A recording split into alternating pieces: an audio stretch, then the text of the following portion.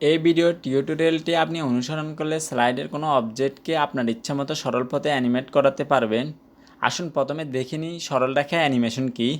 এখানে দেখতে পাচ্ছি একটা স্লাইডে কতগুলো শব্দ বা ছবি এলোমেলোভাবে দেওয়া আছে।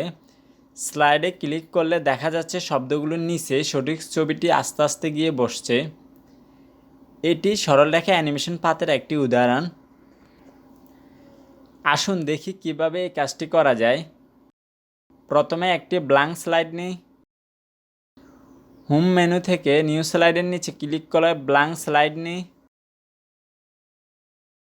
এবার হোম মেনু ড্রয়িং রিবন থেকে টেক্সট বক্স শেপটিতে ক্লিক করি এবং স্লাইডে একটি টেক্সট বক্স এঁকে নিই। সেখানে লিখে দিই ছকা। এবার ফন্ট পরিবর্তন করে নিকষ বাংলা সিলেক্ট করি, ফন্ট সাইজ বাড়িয়ে নিই।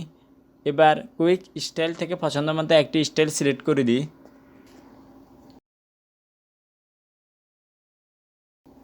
একইভাবে আরও দুইটি টেক্সট বক্স নিয়ে লিখে দিই চঞ্চু ও নাই। এবার ইনসার্ট মেনু থেকে পিকচারে ক্লিক করে ছকা ছবিটি স্লাইডে ইনসার্ট করি এবং এর আকার বা সাইজ পরিবর্তন করে স্লাইডের নিচে এলোমেলোভাবে স্থাপন করি। একইভাবে চঞ্চু ও নাই অর্থাৎ নৌকার ছবি স্লাইডে ইনসার্ট করি। খেয়াল রাখতে হবে ছবিগুলোর নিচে শব্দগুলোকে এলোমেলোভাবে রাখতে হবে।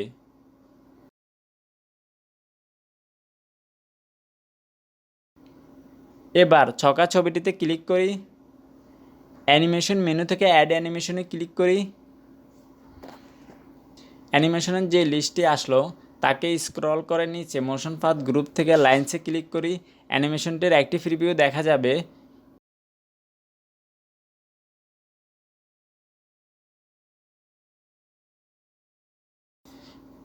প্রিভিউয়ের শেষে দেখব ছবিটির উপর সবুজ এবং লাল তীর চিহ্নটিতে একটি সোজা রেখা পথ তৈরি হয়েছে। সবুজ কালারটি হলো অ্যানিমেশন শুরুর স্থান আর লাল কালারটি হলো অ্যানিমেশন শেষ হওয়ার স্থান। এখন আমরা লাল চিহ্নটিতে ক্লিক করে তার উপর মাউস ধরব। যখন দেখব মাউস পয়েন্টারটি আড়াআড়ি তীরের মতো হয়েছে তখন মাউসের লেফট বাটনটি চেপে ধরে এই লাল তীর চিহ্নটিতে ছকা লেখাটির নিচে স্থাপন করব।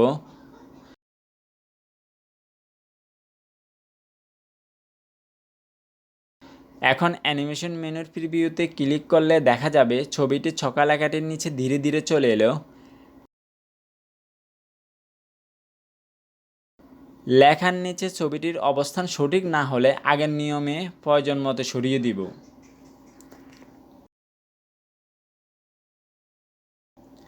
লক্ষ্য রাখতে হবে সবুজ তীর চিহ্নটির অবস্থান পরিবর্তন হবে না, এটা সবসময় ছবিটির মাঝখানে থাকবে। একইভাবে এবার চঞ্চু এবং নাই ছবি দুইটির উপর একই নিয়মে মোশন পাথের ন্যায় অ্যানিমেশন দিব।